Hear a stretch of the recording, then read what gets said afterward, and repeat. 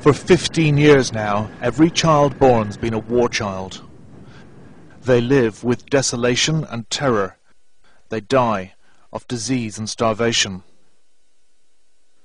And they grow up too fast. Their mothers and sisters are raped, and their fathers are probably dead. Their villages abandoned, so they hide in the forest.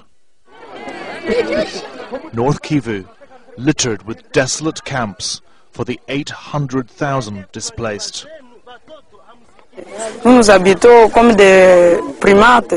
We live like apes, like monkeys. We make shelters for ourselves. We make them with leaves. They become our homes. The future is to die. It's dying because of all the problems. I was born during the problems. Today I'm 18 years old. As you can see, it's awful. The ripple effects of the genocide in Rwanda still reverberate in the green hills of Kivu. A four-way civil war raging on here, even though they signed a ceasefire 2 months ago. It's killing 45,000 people every month, 1,500 a day, and half are children. This camp is called Chevrerie. This man, a displaced person himself, has been keeping detailed records and says there are now 5,500 families here. There is one tap and no proper toilet. Nous avons été déplacés. We've been displaced several times and to several locations. The women, the mothers, they're suffering. And that's before you even start talking about the dead. The survivors live in a disastrous situation. It's precarious. Some live in the forest. Some haven't made it here and continue to suffer in the countryside. That's why we'd like to inform the world, to push them to come here to help us. Bakulu came here with her mother and 6 children after her husband disappeared 4 months ago. Our life here is pitiful. We have difficulties eating, we have difficulties sleeping. Finding wood to cook with is also a problem. Nera came here with her 2-year-old son and a fortnight ago gave birth in this little grass hut to Amani, whose name means peace in Swahili. She explained how she'd sliced the umbilical cord with a shard of bamboo she'd snapped off the shack's roof. They burned my house with all of my things in it. We watched it burn. We took nothing with us when we fled. Everything we owned was burned in the house. The they she refers to belong to one of the wandering bands of militia who stalk the Kivu countryside and specialise in killing civilians. This lot belongs to a new group of rogue combatants called Pareko, a notoriously brutal Congolese gang allied to another bloodthirsty militia, this lot, the FDLR, who are themselves linked to the Hutu paramilitaries behind the genocide in next-door Rwanda 14 years ago. Complicated, but there's one common denominator. It's always civilians caught in the crossfire. These women have sneaked back into their abandoned village to visit the standpipe. With their jerry cans full, they head back into the forest. They've taken a huge risk doing this. Gang rape is now the most common weapon of war.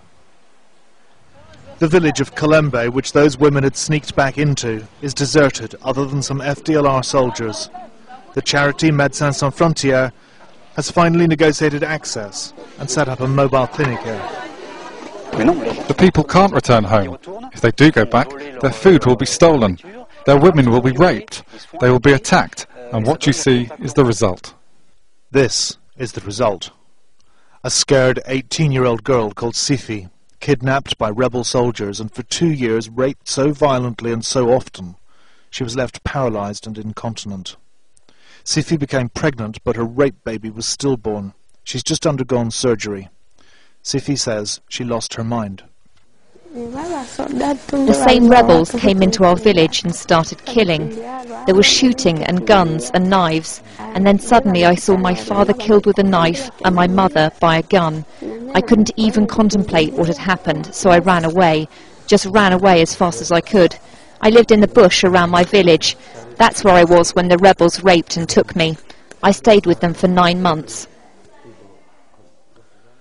The documented age of Kivu's rape victims is beyond belief, from toddlers to septuagenarians.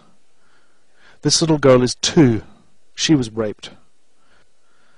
Many who survived these horrors contract HIV. Others find themselves ostracized. There were 2 of them. They were heavily armed. When they were finished, they left. At first, I just couldn't move. I was paralyzed with pain and shock. Then I forced myself to get up and walk home. But when I arrived at my house, when my husband saw me and realized I'd been raped, he wouldn't let me in the house. He wouldn't even talk to me. He didn't even look at me. He just pushed me aside and left. He rejected me. He abandoned me because I'd been raped. He abandoned our 2 children as well. Today, the roaming civilians of Kivu shelter where they can. Those not in makeshift camps congregate around abandoned schoolrooms and in churches. There is visible fear and exhaustion on these faces.